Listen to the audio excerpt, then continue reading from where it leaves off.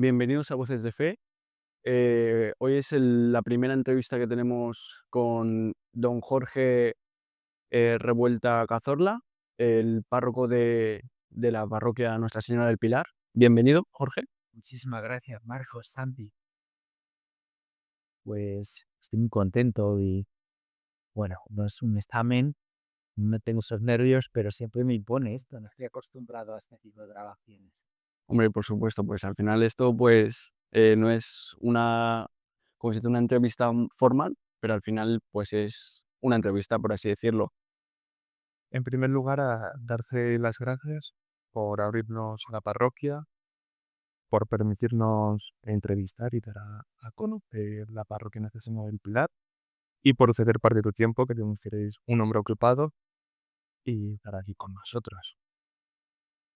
Bueno, pues la primera pregunta que queríamos plantearte es, ¿quién es el Padre Jorge? Buena pregunta. Sí, pues yo diría que eh, es ante todo pues alguien asombrado por lo que ha sido, lo que está siendo mi vida, ¿no? Que Dios me haya llamado. La verdad que cada vez que lo pienso eh, me estremezco porque pensar que Dios se ha fijado en mí y cuenta conmigo para llevar su palabra y para hacerle presente en esta época, en este momento de la historia, pues emocionante. Estar en la línea también de todos aquellos que antes de mí Dios ha llamado, ¿no? Y que los evangelios nos cuentan. Pero si tuviera que decirlo de una manera así, eh, yo diría que Jorge es ¿quién es el padre? Jorge, el hijo de Román y Paquita, y eh, mm, nieto pues de un abuelo hortelano y de un abuelo zapatero, oriundos de un pueblo de Cabañas de Yepes, ¿no? De un pueblo de Toledo, Cabañas de Yepes, muy cerquita de Valdemoro, ¿no? Actualmente tengo 51 años. Yo nací en 30 de enero de 1974 y, y estoy ordenado desde hace ya casi 20, pues en el año 97, el 12 de octubre del 97 diácono y el 12 de octubre del 98 en sacerdote. Y me gusta también fijarme en el nombre. Jorge significa en griego agricultor y Manuel eh, es una palabra, un nombre bíblico, ¿no? Que significa Dios con nosotros, ¿no? Y yo creo que resume un poco quién es Jorge, ¿no? Que es un agricultor en la viña del Señor para hacer presente a Dios en medio del mundo. Pues muy bien, pues así para comenzar, yo creo que ¿cuándo sentiste tu primera llamada a Dios? ¿Cuándo dijiste, de verdad, yo creo que el sacerdocio es lo mío o voy a probar?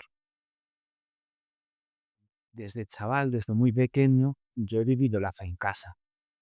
Mis padres me han transmitido la fe, me han enseñado a rezar, rezábamos a diario el rosario en casa y los viernes el Vía Crucis y una gran devoción a Santa Gema Galgani.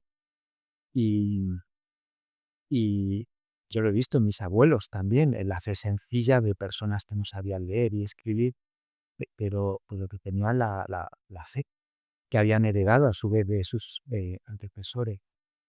Y conozco, o sea, en ese caldo de cultivo es donde yo empiezo a sentir, eh, vamos a decir, como un gusto, una intimidad con el Señor muy grande desde mí.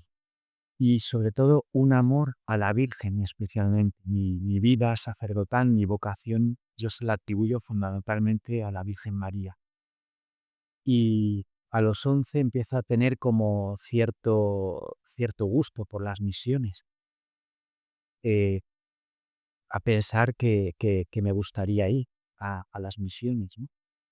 Y en aquel momento no lo tengo como muy definido. De hecho, pienso que Dios me llama a la vida matrimonial, pero sí eh, que fuera con una mujer que quisiera compartir la misión y poder vivir juntos matrimonio y la vida de la misión. A partir de los 15 y dentro de lo que fue la Cuarta Jornada Mundial de la Juventud, las famosas JMJs, en este caso con el que hoy es santo, San Juan Pablo II, en Santiago de Compostela, yo tenía 15 años, en el agosto del 89.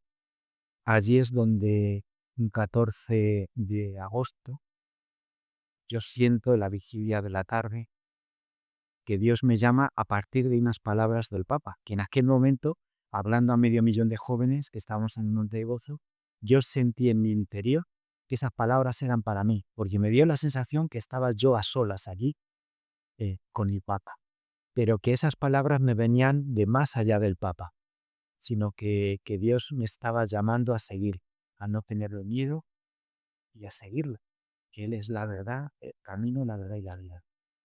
Pues lo que me parece muy interesante es que la fecha, o sea, a día de hoy te sigas acordando que fue ese 14 de agosto de la JMJ. O sea, me impacta, la verdad. Bueno, y porque no conta todos los datos. Es que me acuerdo la camiseta y el color, eh, las bermudas que se llevaban en aquella época, de cuadrados, camiseta amarilla. Es que te puedo decir, pero muchas cosas. O sea, fíjate que hay en el Evangelio un pasaje bíblico donde está Juan, el evangelista, el más joven de los 12. Él recuerda la hora exacta en que vio a Jesús. Yo recuerdo el momento, el día, la hora, la ropa con la que vestía. Recuerdo perfectamente aquel momento. Me impactó mucho descubrir en los evangelios, tiempo después, que, que San Juan, el evangelista, le había pasado algo similar. O mejor dicho, a mí me ha pasado algo similar a él, ¿no? Entonces, y hay momentos, sobre todo lo que viene de Dios, que eso no se te borra nunca. Es verdad. Luego, has comentado que eh, tuviste, porque yo creo que es la gracia de Dios, que desde pequeño el Señor te haya dado ese don de la fe. Comentabas que es en el seno, ¿no?, de la familia, rezabais juntos el rosario, eh, tus abuelos también te inculcaron la fe. ¿Crees que a día de hoy, en los tiempos que vivimos, la familia sigue transmitiendo la fe como te la transmitieron tus padres o como te la transmitieron tus abuelos? ¿O crees que la familia, con respecto a la fe, ha pasado a un segundo plano y ya es más una cosa de, bueno, pues de la parroquia, de cuando hagan la comunión, la confirmación, pero ya que se encargue otro? Sí. A ver, Santi, yo creo, eh, por lo que veo, también vivo, ¿no? En una parroquia, ¿no? En el contacto con las familias, que aquellas familias, aquellas personas que van descubriendo a Dios, que como alguien vivo, que tiene incidencia en su vida, lo piden y lo quieren para sus hijos. Entonces, en estas familias sí, pero donde no hay fe, donde no se vive, donde Dios pasa a ser un recuerdo del pasado, o donde la vinculación con la vida parroquial, la vida de la iglesia, la vida de fe, se va diluyendo porque no hay tiempo, ahí está más débil la transmisión de la fe a los hijos. Entonces, ¿hay familias que transmiten la fe a sus hijos? Sí, doy fe de ello. Es verdad, y hay más de las que creemos que reza con sus hijos, que van a misa con sus hijos, que buscan una educación cristiana, centros que cuidan, que reciben sus hijos, ¿no? Sí lo hay. Lo que vemos a nuestro alrededor en este momento es una gran oleada de secularización. Y vemos también que muchos se han desvinculado de la iglesia. Y vemos que prevalece muchísima gente que hoy no está bautizada y que ya ni siquiera conocen al Señor.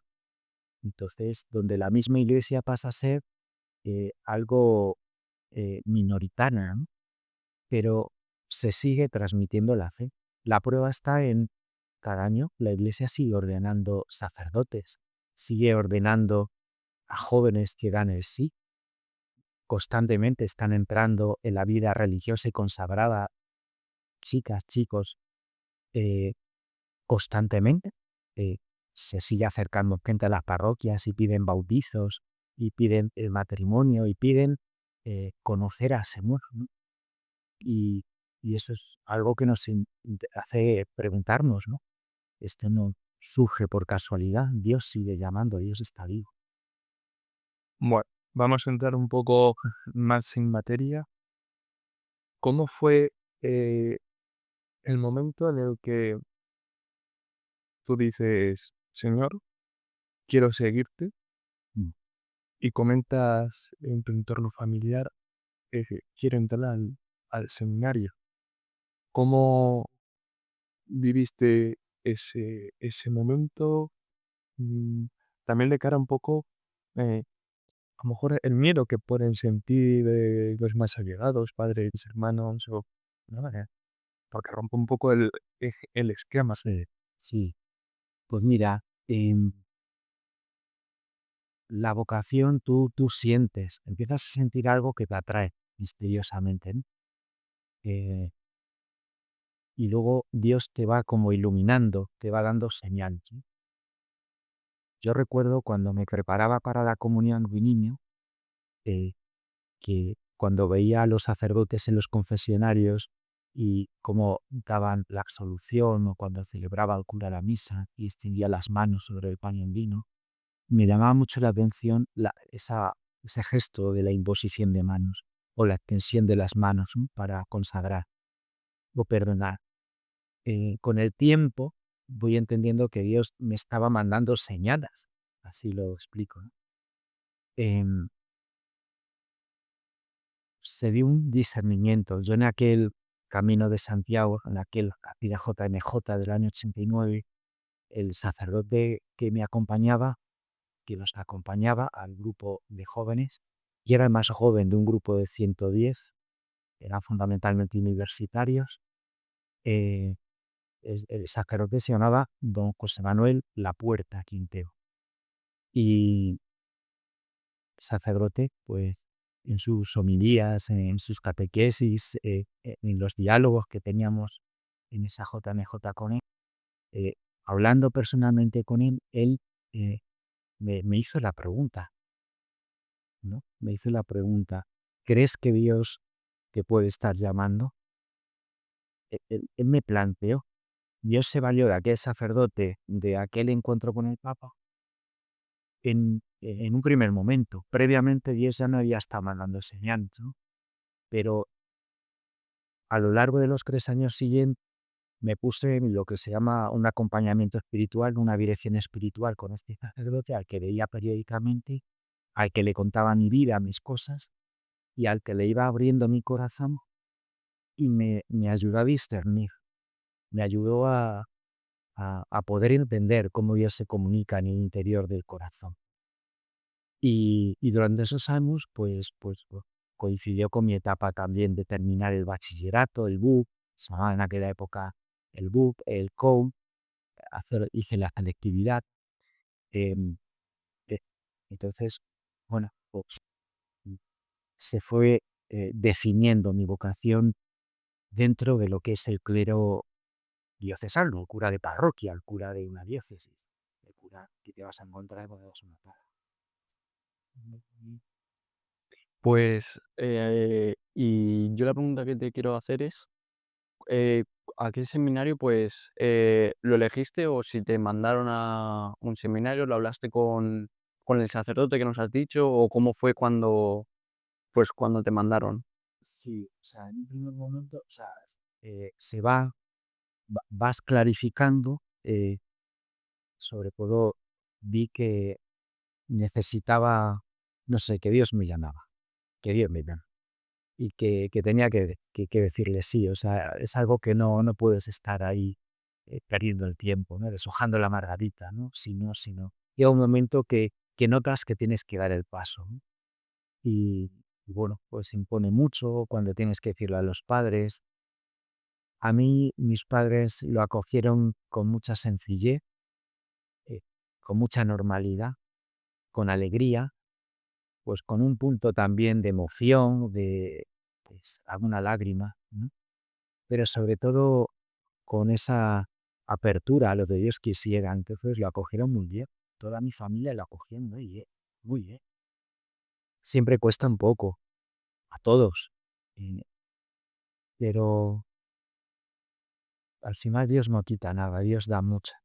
Dios nos pide hacer el sacrificio y dar el paso, pero luego descubres con el tiempo que Dios te da con creces, ¿no? Mi vinculación con mi familia creció más, crece más de otra manera, pero crece mucho más. Y, y se me ha olvidado la pregunta, Marcos. Dímelo. Pues es el proceso de entrar al seminario, si eso, pues tienes como que pasar, pues decir, hasta aquí, Yo entré en el seminario 16 años en Getafe. Antes, pues conocí alguna congregación, por ejemplo, la de los Legionarios de Cristo, que conocen el Teatro de los Ángeles, a un sacerdote diccionario, y, y bueno, hice alguna convivencia en Salamanca, en un liceo de Salamanca, y con 16 años estuve a punto de entrar en la congregación, pero en mi proceso de discernimiento con el sacerdote que comentaba antes, Padre José Manuel Lapuerta, eh, me ayudó a entender que no era el momento, que no era mi sitio, ¿no? Y luego con el tiempo se dio que era así. Y, y él fue ayudándome a entender, sobre todo en el contacto también con los sacerdotes y con el trabajo que él hacía. Yo le acompañé algún domingo a alguna de sus 5 parroquias y cómo era la vida del cura, ¿no? Em, y, y ahí es donde pues, se fue clarificando todo y entré en el seminario de Getafe. En el año 91 el Papa Juan Pablo II divide toda la provincia de Madrid, que era un archidiócesis, con un obispo y varios obispos auxiliares, la divide en 3 territorios, en 3 diócesis, y todo el sur de Madrid, los últimos 48 pueblos de la Comunidad de Madrid, pasan a formar parte de lo que se llama diócesis de Getafe. La catedral se establece en Getafe, en la parroquia de Santa María Magdalena, y el Papa nombra como primer obispo a don Francisco José Pérez y Fernández por fin, el que va a ser el primer obispo de Getafe. Y, y, y empieza a formar en esos primeros meses, que van del 12 de octubre del 91 al 12 de octubre del 92, empieza a formar pues a buscar jóvenes con inquietud vocacional. Yo voy a entrar en esta órbita de don Francisco y del que era su secretario y que pasará a ser nuestro formador en aquel momento, don Rafael Sornozaboy, actualmente obispo de Cádiz y de la diócesis de Ceuta. Él fue nuestro formador, aquel pequeño grupo que éramos 11 y vivíamos, no había un seminario físico, vivíamos en una sesión de un colegio abandonado en Cubas de la Cabra, y ahí estuvimos los 2 primeros años de formación. E íbamos a estudiar a San Damas o a Madrid, bueno, a lo que era Seminario Madrid, y, y, y jurídicamente dentro de la iglesia éramos la 10ª comunidad del Seminario de Madrid, pero que era el embrión del futuro Seminario Gitano. Con el tiempo se construyó el seminario en el Cerro de los Ángeles. A mí ya me pilla en tercero de mis estudios de teología. Y, y en el año 97 soy ordenada. Entonces, todo fue como en ese sentido muy sencillo, que Dios me quería para cura de parroquia, cura diocesano. y cuando, cuando tú sales del seminario, a ti te ordenan como diácono. Exactamente. O sea, o cuando tú entras, o sea, cuando tú percibes que Dios te está llamando, hay que hacer un proceso de discernimiento. Lo normal es que estás durante un tiempo, lo hablas con algún sacerdote, con el que hablas, te diriges, te confiesas, con cierta experiencia, con edad, ¿no? Eh, que te pueda acompañar, ¿no? Y, y luego la Iglesia entiende que es algo serio, que exige años de discernimiento en un internado donde recibes una formación filosófica, teológica, humana, donde junto con otros jóvenes que sienten la llamada vocacional, pues vas haciendo una experiencia de vida de comunidad vocacional, ¿no? Y durante esos años que suele oscilar, lo mío fue 5 años, actualmente son 7. Esa etapa de formación se ha prolongado más. Pero en mi época, pues duró desde el año 92, septiembre del año 92, hasta eh, octubre del año 97. 5 años. En ese tiempo, pues se va clarificando, se va purificando esa idea que uno puede tener a veces romántica, idílica, muy peliculera de que es un cura, por una imagen real, donde vamos teniendo un contacto real con lo que es un sacerdote parroquia, con lo que es la vida de la diócesis, con los jóvenes, con los niños, haciendo pequeñas experiencias en parroquias. Aquí en esta parroquia, desde hace años, pues el seminario nos manda jóvenes para que hagan su discernimiento. Unos han visto que es su camino, otros no lo han visto y han pasado. El seminario es un tiempo para ver y que la Iglesia vea y confirme si es así o no es así. Entonces, y, y una vez que el obispo, pues, los superiores, los formadores confirman que puede ser admitido a órdenes, llega un momento que el primer paso es la ordenación diaconal. Diaconal. Sería como, pues, un medio cura. Sí, no un becario, no, que es un viajante. Forma parte ya de lo que es los 3 grados de sacerdocio, ¿no? Es el primer grado, ¿no? Y puedes celebrar ya sacramentos como el bautismo, como por ejemplo el matrimonio, puedes enterrar. Algunos sacramentos participas en la predicación ya de la Iglesia y en la atención a los pobres. Luego, un tiempo después, te puede oscilar en tiempo, pero no bajará de un año. Luego viene la ordenación sacerdotal. Y ahí sí, ahí ya somos ordenados para celebrar la Eucaristía, la misa y poder confesar. Y ungir, por ejemplo, cuando administramos el sacramento a los enfermos, los ancianos enfermos. Esos sacramentos es cuando podemos ya celebrarlos con la ordenación. Claro, porque es que, o sea, lo estaba pensando ahora mismo y digo, porque tú en el seminario al final lo que vas al tiempo de discernimiento y luego también a estudiar, porque, o sea, los sacerdotes allí, ¿qué estudios hacéis? O sea, ¿sacáis alguna carrera universitaria? Ah, sí, o sea, hay que estudiar. O sea, accedes con la, antes se llamaba selectividad, ahora EBAU, la prueba correspondiente para, pero entras en un proceso donde actualmente hay un año como se llaman propedéuticos, donde no entras de lleno en los estudios universitarios de la filosofía y la teología, sino que estás pues aprendiendo a convivir, ciertos estudios de humanidades y una pequeña aproximación a lo que es la vida cristiana. Em, Luego hay que hacer una serie de años que puede oscilar, pero al menos no puede bajar de 2 años de filosofía. De filosofía. Los rudimentos filosóficos para pensar, para razonar. Conocer las corrientes de pensamiento del pasado y del presente para entender al hombre de hoy. Y dar una respuesta al hombre de hoy. Y luego, entre 3 y 4 años de teología, donde hay una aproximación a la Sagrada Escritura, a los estudios bíblicos, a los estudios de lo que es el dogma, el credo, eh, estudios litúrgicos, los sacramentos, etcétera, ¿no? El derecho canónico, algunos estudios de índole más psicología, sociología de la religión, eh, arqueología cristiana, etcétera, ¿no? Entonces, Y los estudios eh, terminan con, en mi caso era una licenciatura, en- actualmente es con un grado en teología.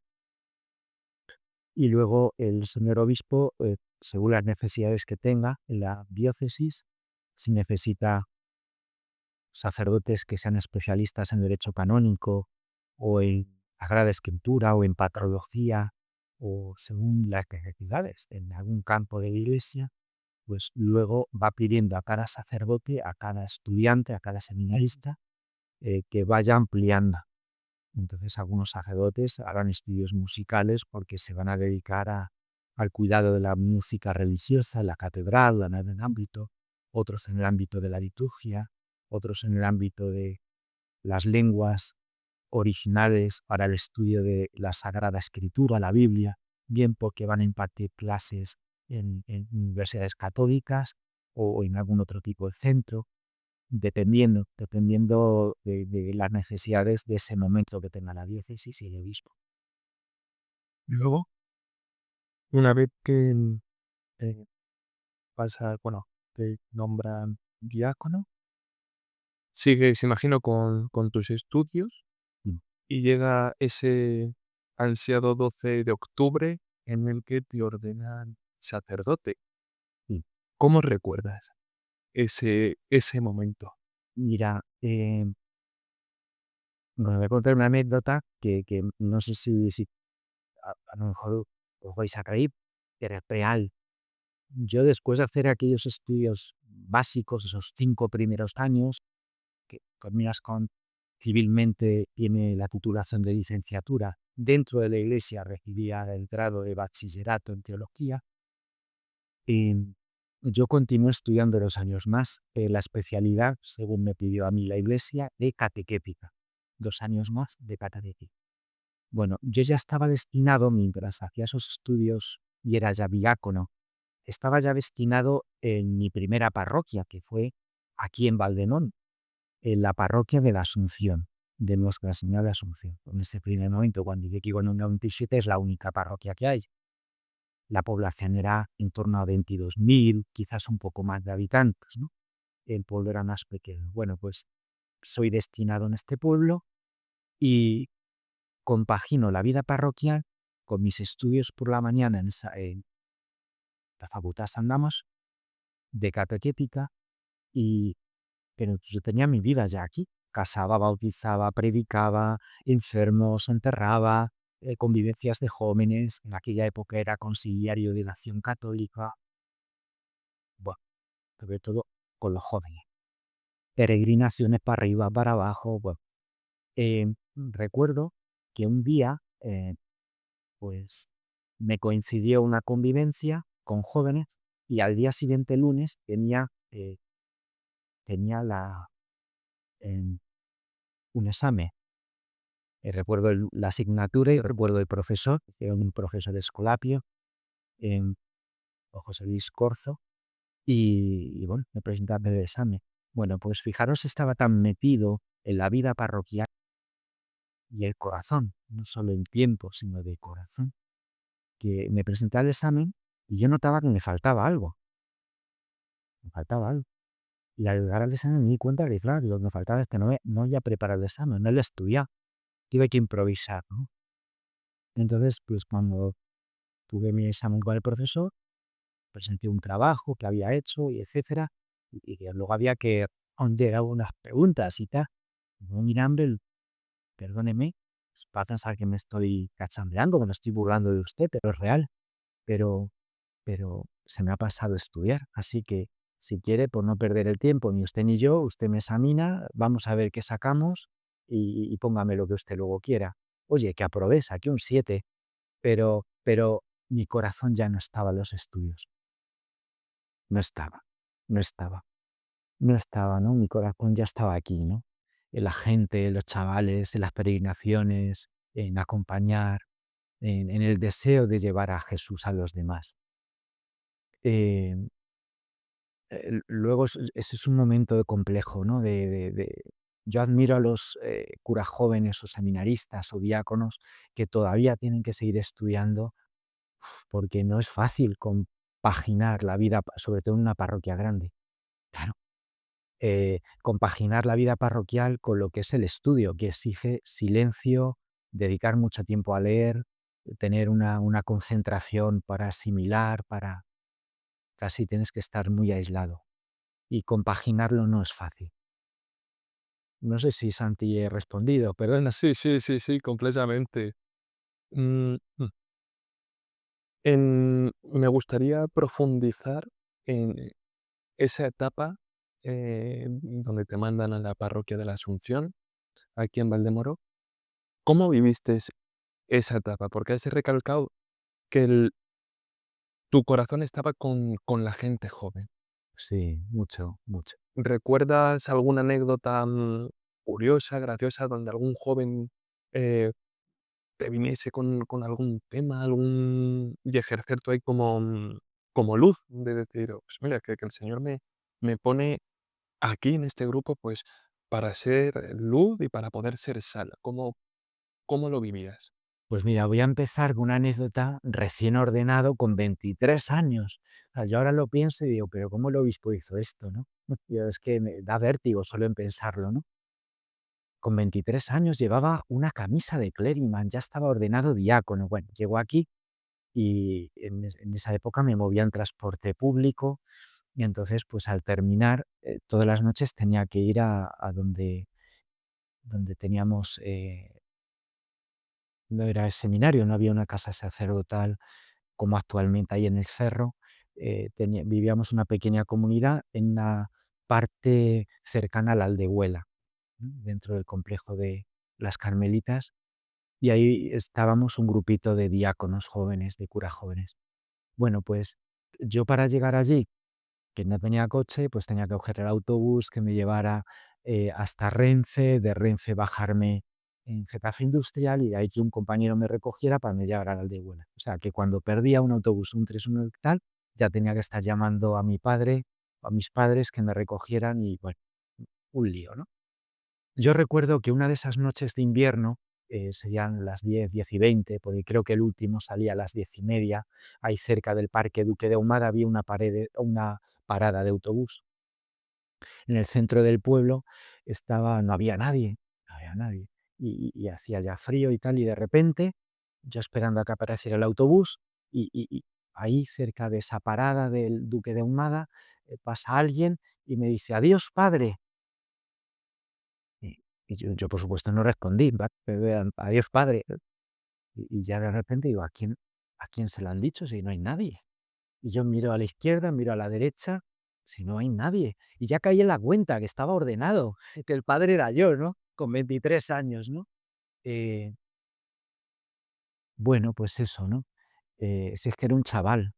El corazón se me iba con la gente joven, ¿no? Sintonizaba perfectamente con la gente joven, con las inquietudes, el lenguaje, la manera de vivir, porque era un poquito más que los chavales que estaba atendiendo y acompañando en Valdemoro, ¿no? En ese momento, ¿no? Pasábamos muchos momentos juntos. Prácticamente todos los fines de semana del año estaba siempre de convivencia. Tengo que dar gracias a Dios a los párrocos que tuve en aquellos momentos que como cura joven me permitieron que me dedicara 100% a la gente joven, a los grupos de confirmación. Eran tandas de 180 chavales, cada tanda, cada promoción. em, Más luego, cuando se fueron constituyendo el movimiento de jóvenes de Acción Católica, llegamos a tener 9 grupos de jóvenes de Acción Católica, pero había jóvenes que no sintonizaban con este espíritu. Creamos otro grupo donde seguíamos las enseñanzas del Papa Juan Pablo II sobre amor y sexualidad, ¿no? Entonces, imaginaros la vida juvenil que había, peregrinaciones, JMJs, a Roma, a Javier, a Guadalupe. Bueno, pues todos los fines de semana estábamos en un tinglao, en un tinglao de estos, ¿no? Y con el saco de dormir y para arriba y para abajo y luego colaborando en la parroquia con lo que nos pedía el párroco, recogiendo alimentos para los jóvenes, perdón, para la casa de acogida, para los pobres, en esos primeros 5 años. porque mi vida cambia cuando me nombran a los 28 cura párroco, aquí ya en el Pilar. Ahí hay un giro muy grande, ¿no? Hay una etapa diferente en mi vida, ya como párroco, pero bueno, relativamente joven, con 28 años todavía. Eh, mm, Surgieron vocaciones, muchos chavales se encontraron con el Señor, muchos chavales hoy de aquellos chavales son párrocos, son curas, son monjas, son matrimonios de familia que hoy tienen hijos de veintitantos años. Mira, hace un instante antes de que llegarais, pues estaba hecho 2 bautizos, estaba recogiendo y de repente me saluda alguien. Yo pensaba que era de los del bautizo, que se despedía, y ya se me acerca y me dice: "¿No te acuerdas de mí?". Y digo: "Pues ayúdame, me acuerdo, pero el nombre no sé decir". "Me casaste hace 25 años". Bueno, pues he estado con una pareja ya, pues viendo la posibilidad de dentro de unos meses de hacer las bodas de plata de chavales que casé hace 25 años, porque lo que tiene de seguir aquí en el mismo pueblo es que vas confirmando, si te descuidas dar la comunión, casas, bautizas a los hijos, entierras a los padres, o sea, vas conociendo familias al completo, ¿no? Entonces, he conocido, en estos años he conocido a muchísima gente, ¿no? Y, y bueno, pues es una alegría, es una alegría. Es una gran alegría, pues, ver cómo el Señor va haciendo la obra en tanta gente joven y cómo hoy esos jóvenes, muchos, viven la fe, viven la fe. Y en sus campos profesionales, pues están haciendo una labor impresionante, impresionante. Sí, y que están pues aportando ese granito de arena en nuestra sociedad, en nuestra época, ¿no? Entonces, pensar que he formado parte de la historia de personas y que les ha ayudado a, pues a que conozcan a Dios, ¿no? Y a que crezcan, pues para mí es una satisfacción enorme. Mm, Comentabas que todo te cambia cuando te ordenan párroco. Sí, Eh, Eso como, ¿cómo llega un sacerdote a ser párroco, a dirigir una parroquia? ¿Hay algún examen? no, no, no, no, no. Ha pasado ya tiempo, pero hasta hace relativamente poco sí había exámenes y las parroquias se ganaban por oposición. Eso muchos de los cristianos actuales lo desconocen. Entonces, eh, así, había una serie de exámenes y en función de tu capacidad se te asignaban unas parroquias u otras, ¿no? Desde hace ya tiempo, yo soy ordenado en una época donde ya eso no existe, no hay ese tipo de pruebas, ¿no? Es el obispo el que discierne con sus colaboradores, obispos auxiliares o vicarios generales, eh, y consultando también a los que han pasado por la educación de un cura joven, ven dónde puedes encajar mejor, si en una parroquia, en una capellanía, en la cárcel como capellán, en un hospital, en el ámbito universitario, en un trabajo pues más vinculado, por ejemplo, al acompañamiento de religiosas de clausura, bueno, en función, o si el obispo decide que tienes que ir a estudiar porque la iglesia demanda un tipo de sacerdote formado en campos específicos y eso supone que te mandan años a estudiar a alguna universidad de Europa o a algún sitio. Bueno, en mi caso, en ese primer momento, el obispo don Francisco me manda en el año 97 a la parroquia de la Asunción, donde estoy un año de diaconado y 4 más de vicario parroquial, que es ayudante de párroco, para que me entiendan. Y luego, unos años después, en el año 2002, soy nombrado, en septiembre del 2002, soy nombrado párroco de una nueva parroquia para esta zona nueva de Valdemoro que se llama El Restón, que aglutina 4 grandes barrios, el Caracol uno, el Restón uno, el Restón 2, el Caracol y el barrio de la Atalaya. Actualmente, en el último censo de hace unos meses que nos ha facilitado el ayuntamiento, el dato numérico, estos 4 barrios aglutinan a 26.000 habitantes. La parroquia del Pilar se crea para atender a esta zona sur de Valdemoro, ¿vale? Y ahí, ¿por qué hay un cambio muy grande? Pues porque de repente pues llegas y se te cae el alma a los pies. O sea, el día que yo entré, que me dan las llaves y me mandan, ya había un local, un pequeño local, en unos bajos, en la calle Martes 76, local de algo más de 200 metros cuadrados, ¿no? Un pequeño templito, 2 salas de catequesis, unos cuartos de baño, sacristía y despacho.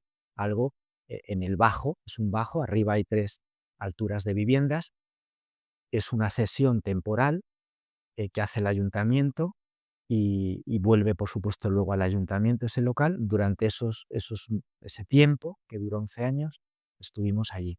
Y yo recuerdo el día que me entrega la llave, el primer párroco, ¿no? Don Ignacio López Ortega, el padre Nacho, eh, pues me entrega las llaves. Me acuerdo que no atinaba ni para abrir, eso para empezar. Pero nada más entrar suena el teléfono.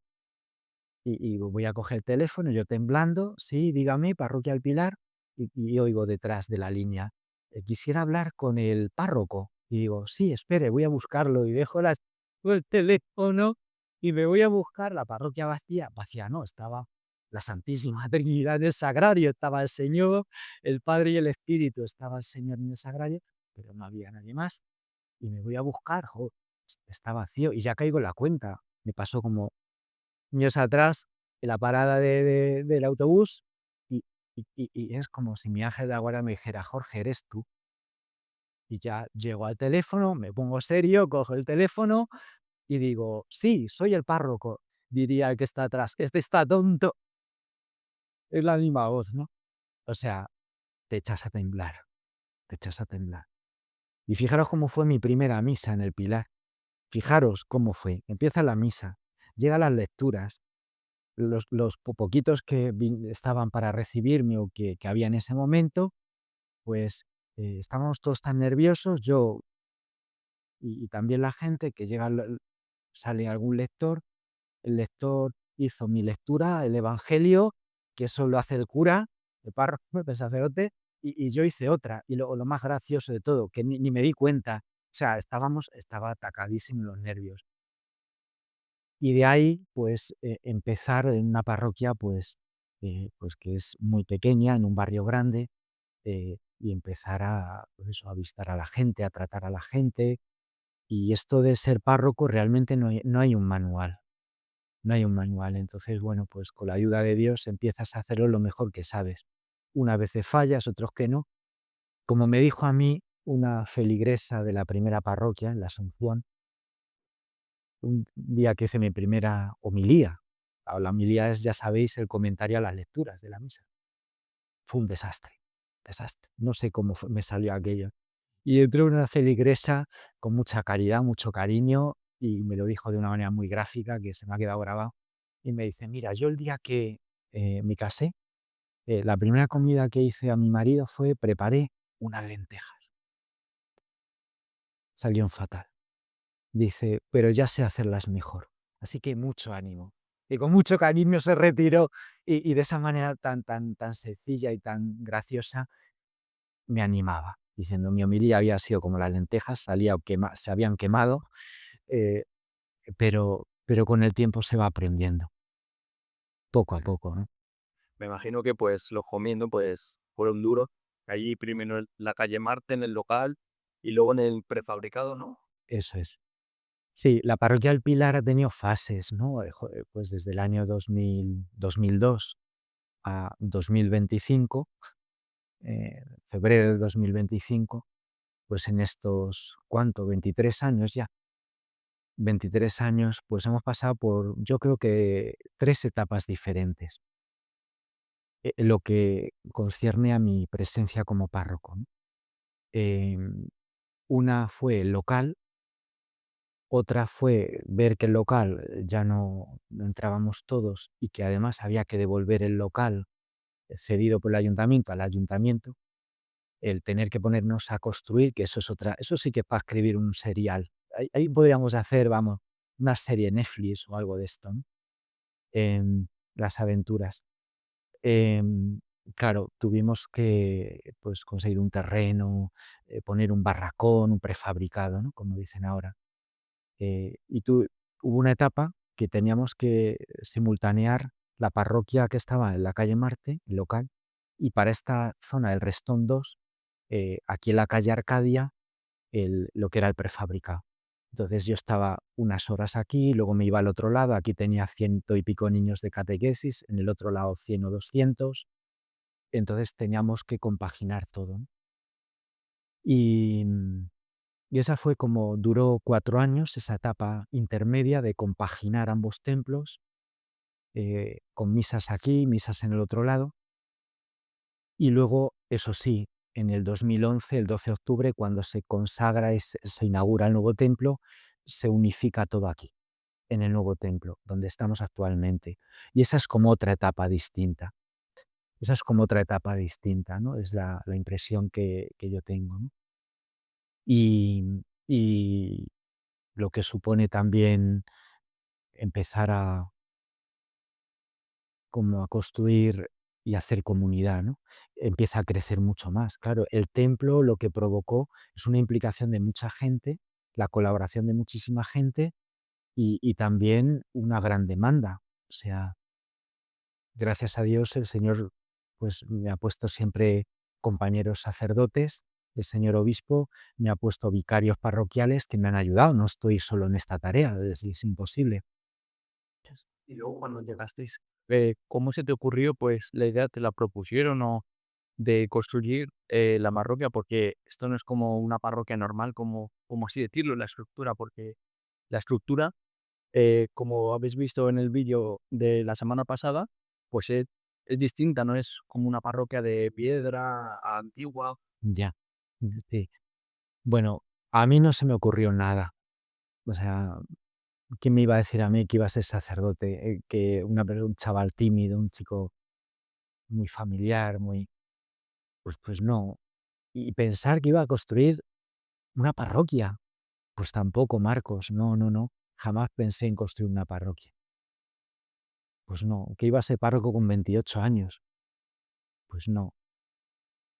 Pero las cosas surgen así. De repente, pues recibes una carta, una notificación, tiene que dejar el local en tal día, hay que construir. Y fui al obispado y pregunté, pues mire usted, que hay que devolver el local, ¿qué hay que hacer?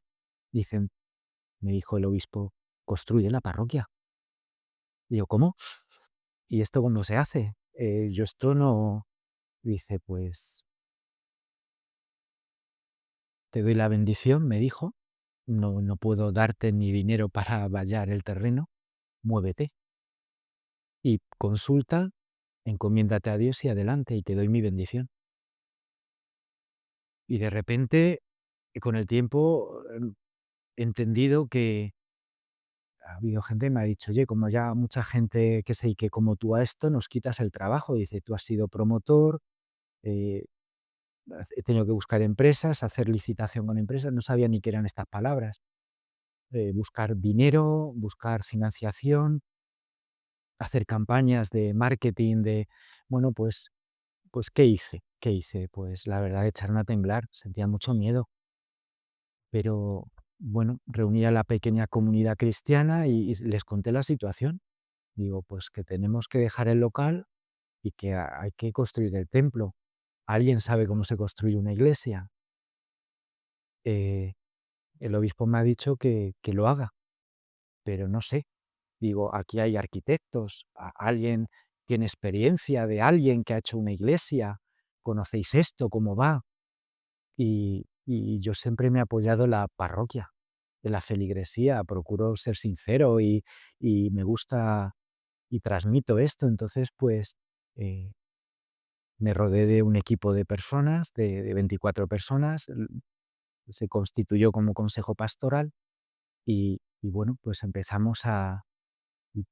la gente empezó a ayudarme y me dijo, pues yo conozco un arquitecto y mi padre conoce no sé quién y yo trabajo de secretaria en no sé dónde y viene un cliente al dentista donde trabajo que es un cura, que le he oído decir que está construyendo un templo y de la manera así empezó todo y, y la gente me empezó a acompañar y los laicos se empezaron a involucrar y empezamos a visitar bancos, a buscar como la financiación, pedir créditos y a ver qué banco pues reunía las mejores condiciones y luego pues a buscar arquitectos, aparejadores y así todo.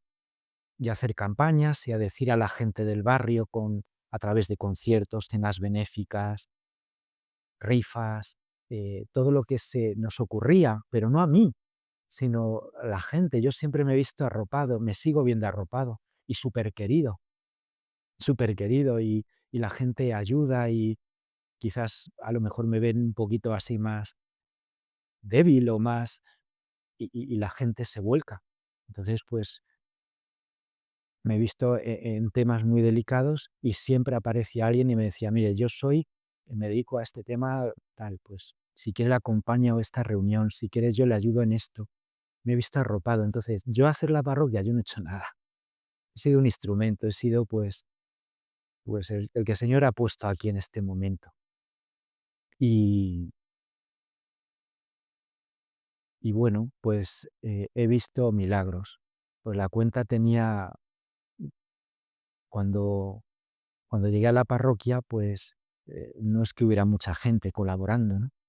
Eh, pero pues éramos poquitos, pero recuerdo la cifra, creo que eran 318 euros lo que había mensualmente en la cuenta de la parroquia, 13 familias que colaboraban.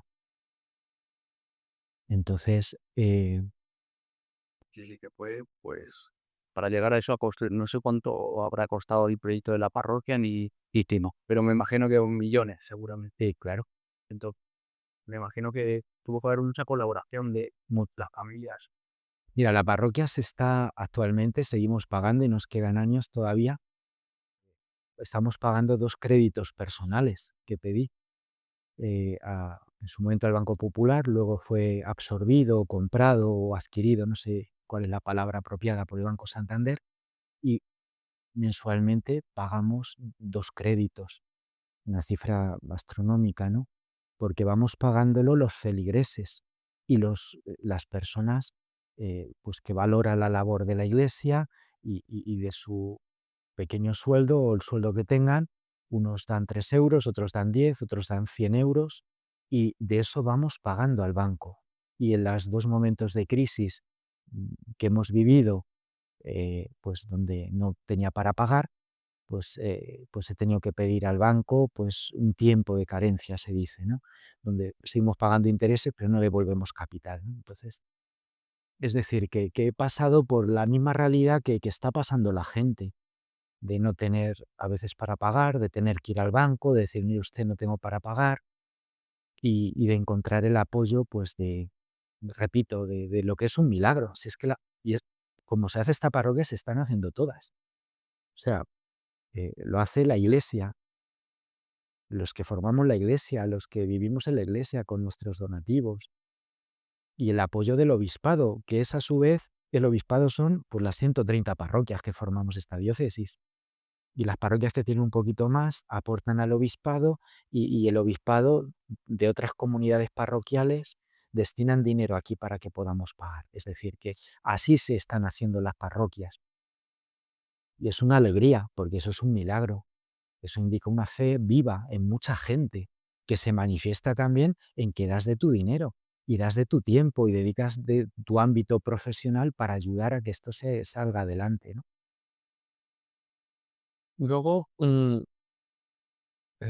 tened en cuenta que esta parroquia, su arquitectura es completamente diferente a Sí, lo mejor al resto de parroquias. sí, De sí, sí, sí. hecho, a mí alguna vez me han preguntado, ¿pero esto es una mezquita o esto es un Sí, templo? lo han dicho. A mí me lo han dicho, Y no, no, no, no, es una parroquia católica. Mm, tengo entendido que esta parroquia tiene mucho significado.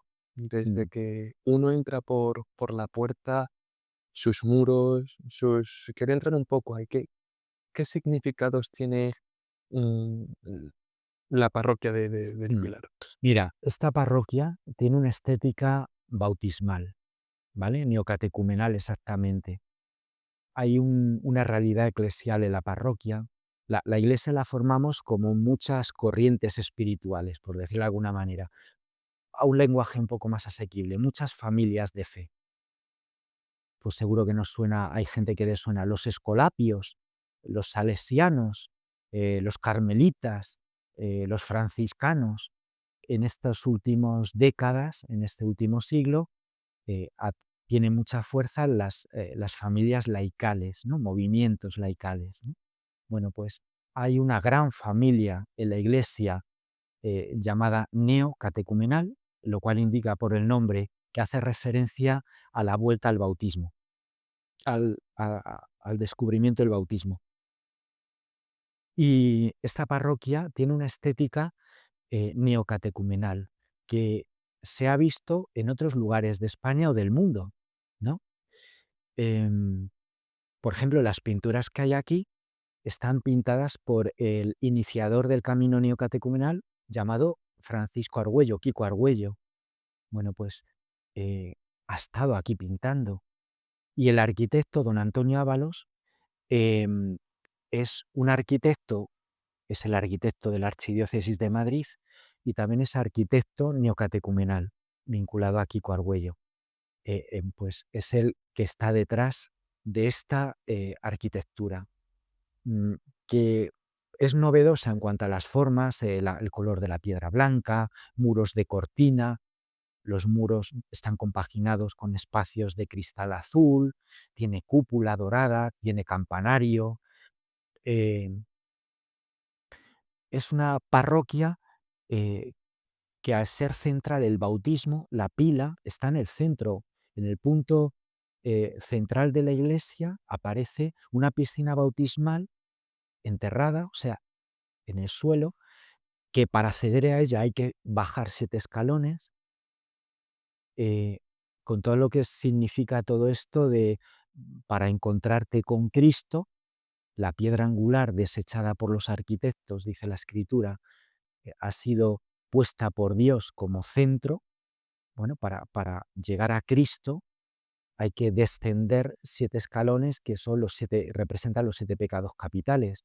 Si estuviéramos hablando en el plano bíblico de la historia sagrada de Israel, es la victoria a las 7 naciones. El pueblo de Israel, el pueblo de Dios, cuando entra a la tierra prometida, se encuentra que viven 7 naciones en Canaán. Y, y- y- y el pueblo durante tiempo tuvo que luchar contra 7 naciones. Son imagen de los 7 pecados capitales, de los 7 mm, demonios, podríamos decir, que nos acosan permanentemente, ¿no? Y pues eso está representado ahí. Por lo tanto, aparecen las 12 columnas que sostienen la estructura de la cúpula. Entre las planta de tierra, que es como un cuadrado irregular que representa lo que es la tierra, lo que es el mundo, lo que es la vida humana, y lo que es la cúpula, que representa siempre la divinidad, a Dios, aparece los 15 iconos que tenemos de inspiración bizantina. Uno lo puede ver en cualquier enciclopedia de arte, es decir, que en ese sentido bebe esta experiencia de, de arquitectura neocatecumenal de lo que es nuestro pozo también de la Iglesia del Oriente, imágenes de la vida de Cristo, ¿no? Imágenes preciosas de la vida de Cristo que se van a reproducir en la vida de todo bautizado, ¿no? O sea, es una parroquia que todo tiene un sentido. No es un templo que sirva, un edificio que sirva para muchas cosas a la vez. Solo sirve para la transmisión y la vida de la fe. ¿Esto cómo surgió? Pues bueno, Dios me fue llevando por aquí. Yo no sabía que tenía que construir un templo, yo no sabía cómo se construye un templo y yo no sabía qué templo había que construir. Entonces, bueno, yo me puse en oración y en mi relación íntima con el Señor pues yo le pedía que me fuera iluminando y que me fuera, según las opciones que iban llegándome, por unos por otros, que me dijera quién tenía que ser el arquitecto y cuál tenía que ser la estética. ¿Que tenía que ser esta? Yo no lo sabía. He descubierto que era esta porque se fueron cayendo el resto de arquitectos. O no me respondieron o no, surgió esta. Claro. Al final, yo creo que el Dios, pues, hace, pues, que al final te va abriendo puertas. Y si te cierra esta, pues se te abre otra. Y así al final, pues como tú dices, te fue pues llevando por el camino que, pues, al final él creía, ¿no? Sí, eso es, eso es. O sea, no tengo un plan. No tengo un plan para la parroquia, no tenía un plan estratégico, decir, esta parroquia va a ser neocatecumenal. Yo no sabía que iba a terminar en un templo neocatecumenal o que yo mismo iba a estar viviendo la fe en esta parroquia y dentro de la parroquia en una pequeña comunidad neocatecumenal. Yo nunca me he hecho planes en este sentido. No, es por donde el Señor me va llevando y por donde Dios me va indicando, ¿no? Es lo que deseo, es decir, que Él sea quien me lleve mi vida, porque como la parroquia tuviera que depender de mí, como aquí me decían algunas de las personas que han trabajado en secretaría, y me decían, Jorge, tú arruinas cualquier parroquia, tú eres un peligro atómico, o sea, tú, y es verdad, porque, pero no tengo una mentalidad económica, ni de empresarial, ni nada de eso. Simplemente me he visto en esto y mira, pues fíjate lo que... Luego, mm, quería preguntarte, mm, ¿qué labor hace la parroquia del Pilar para con el pueblo de Valdemoro? Porque muchas veces la gente cree que en una parroquia, pues bueno, solo se viene a recibir los sacramentos y poco más. Y bueno, me gustaría que nos cuentes un poco más en profundidad cómo se involucra esta parroquia en el pueblo de Valdemoro con sus vecinos, con... Sí, fíjate que esta pregunta que me haces me la hizo formalmente el Ayuntamiento de Valdemoro. Un día recibí una citación del ayuntamiento cuando estábamos en el local y me pidieron por escrito que redactara qué razones había para que la iglesia tuviera un local, que pudiéramos seguir contando con un local del ayuntamiento, qué aportaba socialmente al pueblo. Esa pregunta me la hizo formalmente el ayuntamiento. Pues se planteaba esto y estoy convencido que mucha gente se lo plantea. Hoy la iglesia, la fe, un templo católico, ¿qué aporta a la sociedad? Sobre todo tan variopinta en creencias, tanta gente que tampoco vive esta fe o ninguna, en una sociedad tan compleja, tan rica, tan variopinta, ¿qué aporta la iglesia hoy? ¿Qué tiene hoy que decir la iglesia? Para los católicos, pero para el resto de la sociedad, que es una amplia mayoría que ya hoy no es eh, religiosa o católica. Pues mira, tuve que poner a hacer un ejercicio para redactar allí y claro, yo pues no sé, eh, como pues en todas las realidades humanas, en empresas hay que cumplir objetivos, uno se pone objetivos y uno tiene que ver resultados en la banca, en las empresas, en un colegio, cuántos alumnos aprueban, cuántos no, etcétera, etcétera, etcétera. En cualquier realidad humana, en cualquier pequeña tienda, pues todo el mundo quiere tener resultados. Pero en la iglesia no funcionamos así. Entonces, a mí me costó trabajo. Me tuve que poner a hacer como un ejercicio, de decir, bueno, ¿qué aporta más allá de las celebraciones religiosas, bodas, bautizos, comuniones, confirmaciones, atención a enfermos? Es decir, más allá de lo que es el cuidado de la comunidad cristiana con los sacramentos, con encuentros de oración y con lo que demanda la comunidad cristiana, ¿qué aporta al resto de la sociedad? Entonces, al ponerme a escribir, me llamó mucho la atención porque empezaron a salir cosas que muchas veces no valoro o que muchas veces no considero que sean importantes porque me han enseñado, nos enseñan a que no se entere nadie. Y, y dices, ¿Y qué aporta esta parroquia esto a la sociedad en general? Pues mira, está fatal decir esto y menos aquí en público y tal, pero bueno, ya que me preguntas, y si sirve para gente que pueda ver esta grabación, eh, pues mira, de lo que estoy yo más orgulloso, te lo voy a decir así, salvamos vidas. Mira, me ha venido gente que iba a abortar y que se veía abocada al aborto, porque todas las ayudas son para que abortes. Civilmente, socialmente, para abortar hay todas las ayudas. Tú quieres sacar adelante a un hijo, no tienes ayudas ningunas. Civilmente no hay nada. Incluso en algunos sitios oficialmente dicen, vete a los curas y que te ayuden. Pues bueno, pues en una ocasión, durante muchos meses, esta parroquia hemos ayudado económicamente a mujeres solteras a que puedan seguir adelante con su embarazo y hasta tener una cierta estabilidad, tener un ingreso de lo que pues la comunidad cristiana de unos y otros vamos teniendo, parte del dinero era para una persona concreta.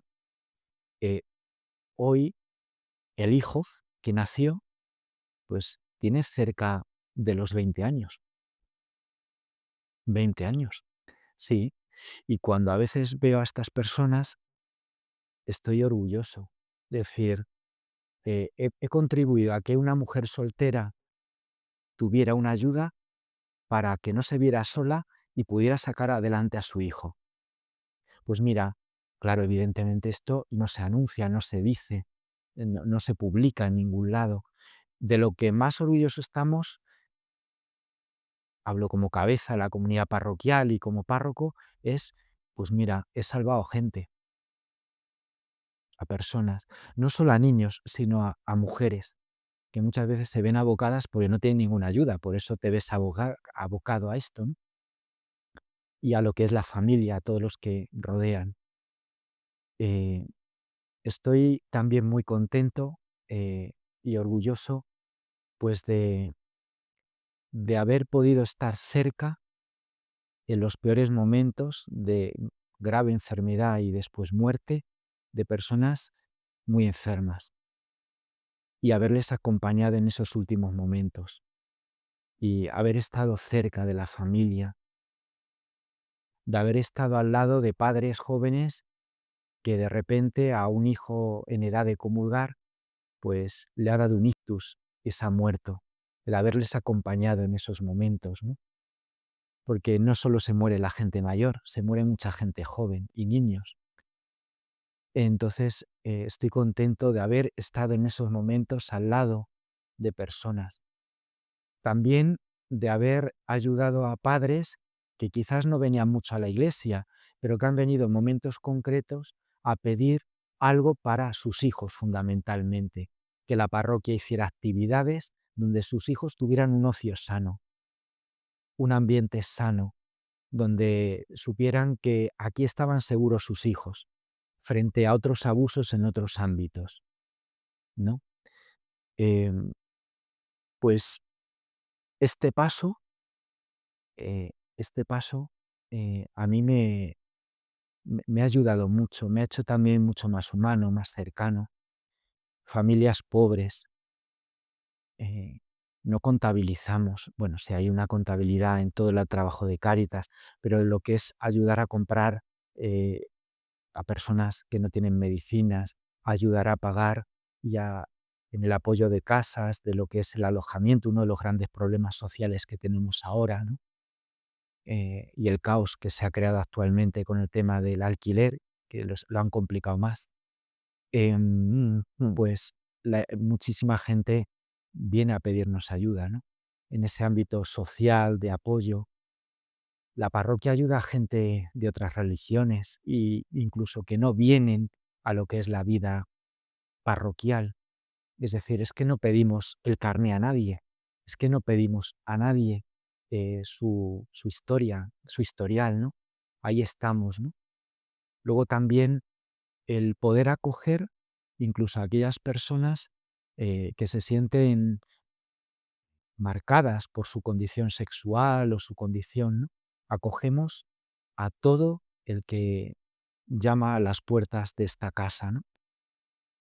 Pues esto es una casa mm, eh, que yo considero que es la casa de la Madre. Está consagrada este templo a la Madre de Dios, bajo la advocación de Pilar. Y yo creo que una madre en una casa siempre acoge a los hijos, aunque sean lo peor, ¿no? Entonces, no sé, tengo eso como muy en mi corazón, que quien llamas a las puertas de esta iglesia me lo envía la Madre, ¿no? Me lo envía la Virgen, ¿no? Y que aquí tiene que encontrarse con el calor de la Virgen, con el amor de la Madre. Y luego ella nos lleva a su Hijo Jesús.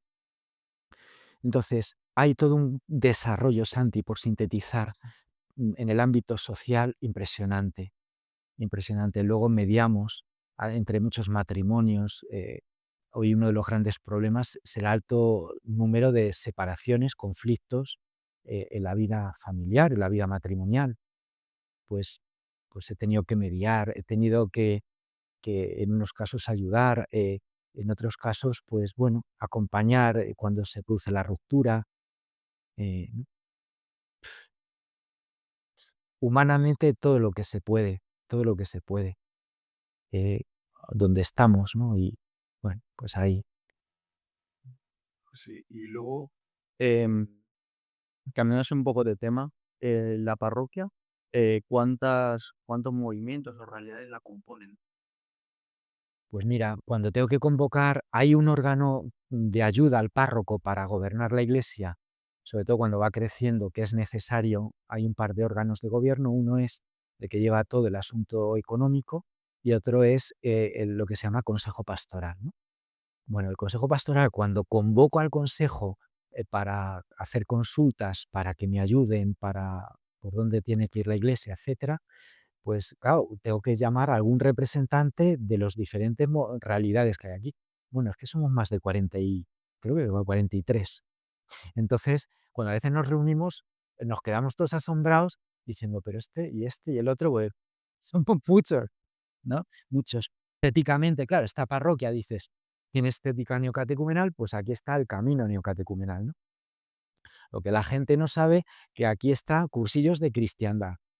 Muchos no saben que aquí está una comunidad de Verbum Dei ayudando desde hace años y las misioneras de la realidad Verbum Dei pues tienden distintos trabajos apostólicos aquí, pero bueno, el espíritu misionero a través de esta congregación moderna de misioneras, ¿no? Eh, y, y bueno, gracias a Dios, pues todos los años cuento con algunas misioneras que me ayudan. Aquí está, por ejemplo, talleres de oración y vida del padre Ignacio Larrañaga, ¿no? Eh, pues que te enseñan a través de unas 15 sesiones y luego un retiro que se llama un desierto, pues acercarte y a orar con la palabra de Dios de un modo peculiar, ¿no? Que te ayuda pues de verdad pues a encontrarte con el Señor, ¿no? Y aquí también está, por ejemplo, actualmente 4 comunidades neocatecumenales que llevan diferentes ritmos en el proceso de fe, ¿no? Tenemos otra gran realidad que aglutina pues cerca de 100 familias, que es Scout y Guías de Europa. El escultismo está aquí presente desde hace años ya, que era algo que la parroquia demandaba, que las comunidades, las familias, incluso gente que no viene a la iglesia, que me pide mm, y nos pide este cuidado de los jóvenes, que los jóvenes tengan algo más allá del botellón, más allá de ir a un parque a tomar porros o a... Es que no hay sitio de un ocio sano, ¿no? No hay algo que cuida a los niños, pues claro, es algo que va creciendo. Y fijaros lo que acabo de decir. Y ahí hay gente que tiene a sus hijos que no son de iglesia y que traen a sus hijos, se fían, cada día están más contentos y lo que está sucediendo es que cada vez, este año por ejemplo, hace unos meses, pues, pues llegaron más de 20 nuevas familias, se incorporaron. Es decir, que es una educación a través del cuidado de la naturaleza, a través de lo que es las acampadas, donde se va formando humanamente. desde los más pequeños de 8 años hasta gente de veintitantos años, que están aquí. Y son familias, yo evidentemente no tenemos tantos curas, somos muy pocos. Todo este trabajo detrás de cada realidad, ¿esto quién lo mueve? Si yo estoy aquí este fin de semana y tengo bautizos y dentro de un rato tengo 2 Eucaristías y a primera hora he tenido otra misa y estoy atendiendo a uno y a otro y mañana será igual o más. Y así día tras día dices, que ¿esto cómo se puede realizar? Muy fácil, porque las familias se involucran, porque los que están al frente de cada realidad no es el cura, son matrimonios, son familias, son jóvenes.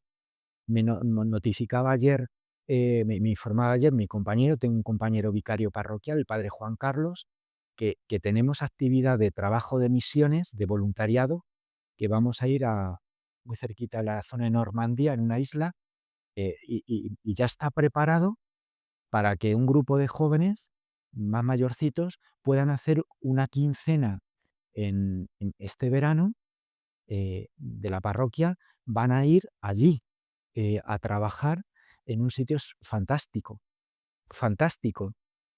Pero si yo me quedo aquí, pues ¿esto cómo sale? Pues gracias a los jóvenes. Tenemos también nuevas experiencias de catequización, por ejemplo, Leiftin, por ejemplo, eh, tenemos dedicado a la adolescencia. Una vez que los niños comulgan y reciben la confirmación y comulgan, pues esa franja que va de 9 a 10 años hasta los 14, pues a través de pequeños talleres con muchas representaciones, meriendan, tienen sus momentos de oración, sus actividades. Estos niños tienen, pues los viernes por la tarde, actividades. También para niños que han comulgado y están confirmados, catequesis de tipo más tradicional, inspiradas en la experiencia neocatecumenal, que llamamos nueva pastoral, donde van conociendo personajes bíblicos, y esto lo dan matrimonios, y partes de esas catequesis se imparten aquí y otras en casas.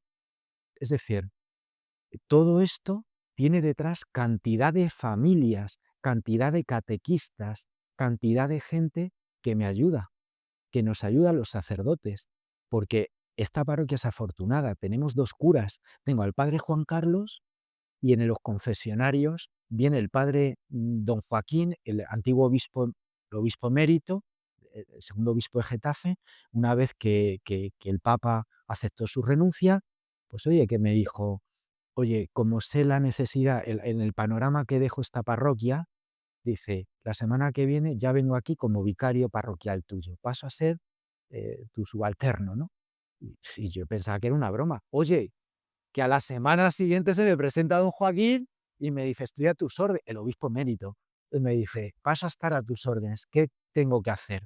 A partir de ahora soy un cura más en esta... Oye, pues me atiende una residencia de ancianos esta tarde, atiende grupos de matrimonios, confiesa media parroquia, y aquí le tengo, y sobre todo me ayuda un montón con la experiencia que tiene, imaginaros, y me atiende, y me confiesa, y me ayuda, y claro, y me sostiene, ¿no? Entonces, está también con nosotros otro confesor que se llama el padre Alfonso del Río, que es director espiritual del seminario y que aquí me viene los fines de semana y me da un grupo de liturgia los viernes y que está pendiente de nosotros, del padre Juan Carlos y de mí, y cuando fallamos en algo aquí está. Y, y bueno, pues él, por ejemplo, pues confiesa muchísimo, confiesa la otra mitad de la parroquia del Pilar y, y bueno, pues eh, es decir, me veo muy apoyado, muy apoyado. Pero claro, todas estas actividades que he comentado, campamentos de verano, o sea, los Scout de Europa es que son cerca de 80. Referente al camino neocatecumenal, yo no sé, pero podemos ser cerca de 100 familias también, ¿eh? O por ahí. Em, Luego, ¿qué más realidades? Pues mira, las experiencias de formación de primera comunión, los niños que van de 6 a 8 9 años, seguimos la experiencia del oratorio de San José y Calasanz y también otro método que viene de Francia, que se llama de ven y sígueme, ¿no? Eh, bueno, trabajamos ese frente por ahí, ¿no? Luego también bueno, preparación de bautismos, preparación de encuentro de novios, donde las mismas familias y matrimonios jóvenes van formando a otros que vienen. Eh, y luego tenemos, por supuesto, Cáritas, no sé, muchas cosas. Hay un movimiento sacerdotal mariano, hay un grupo de mujeres que rezan por los sacerdotes para que seamos fieles al Señor y perseveremos y rezan por la santidad. Está aquí presente los miércoles. eh, y me da miedo irme citando porque me voy a dejar a la otra mitad de la parroquia y me va a decir, bueno, Te iba a decir que yo no lo conocía, pero hace poco pues fui conocedor.